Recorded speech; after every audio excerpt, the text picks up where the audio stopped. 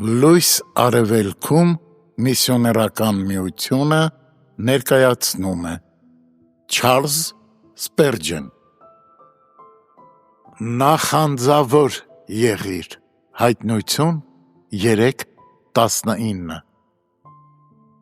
Եթե ուզում ես տեսնել, թե ինչպես են մարդիկ դարձի գալիս, եթե ուզում ես լսել այս բացականչությունը,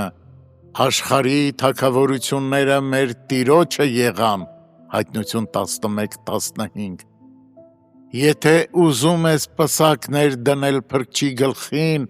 և բարձր անել նրա աթոռը, ուրեմն նախանձավոր եղիր,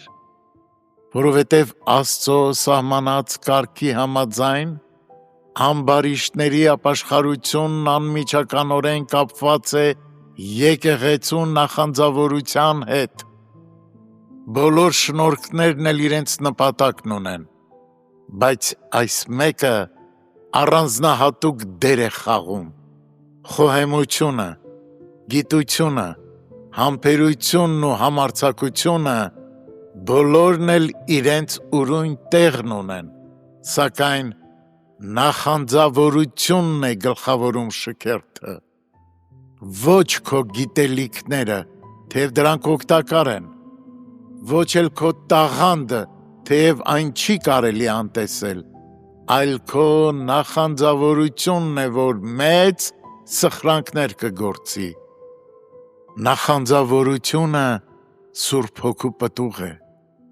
Այն իր կենսական ուժը ստանում է մարդու մեջ Սուրբ Հոգու շարունակական գործունեության արդյունքում։ Եթե մեր ներքին կյանքը պակաս է, եթե մեր սիրտը դանդաղ է բաբախում Աստծո առաջին, մենք չենք հասկանա, թե ինչ է նախանձավորությունը։ Բայց եթե մենք ուժեղ ենք և առույգ ենք, ապա չենք կարող բուռն ցանկություն չունենալ տեսնելու Քրիստոսի գալիք թագավորությունը և նրա կամքը կատարված երկրի վրա, ինչպես երկնքում է։ Երախտագիտության խորը զգացումը սնում է քրիստոնեական նախանձավորությունը, նայելով այն անհատակ փոսին, որից դուրս ենք բերվել, մենք խելամիտ ու ծանրակշիռ պատճառ ենք գտնում Աստծուն ծառայելու և նրա կողմից օգտագործվելու համար։ Գալիք հավիտենության մասին միտքը ևս խթանում է նախանձավորությունը։ Վերջինս արցունքոտ աչքերով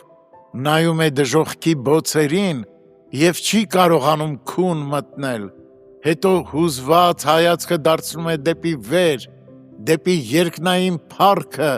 և չի կարողանում իր տեղում անշարժ մնալ։ Նա զգում է, որ ժամանակը կարճ է, համեմատած այն գործի հետ, որ պետք է արվի, ուստի ամեն ջանքն ու եռանդն իր Տիրոջն է նվիրում։ Վերջապես նախանձավորությունն ամրապնդվում է Քրիստոսի օրինակը հիշելով։ Նա կրում էր նախանձավորությունը որպես պատմուճան, ինչ արագորեն էին պտտվում նրա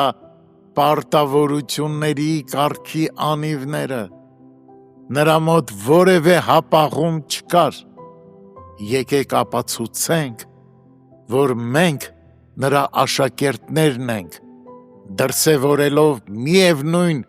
նախանձավորության հոգին։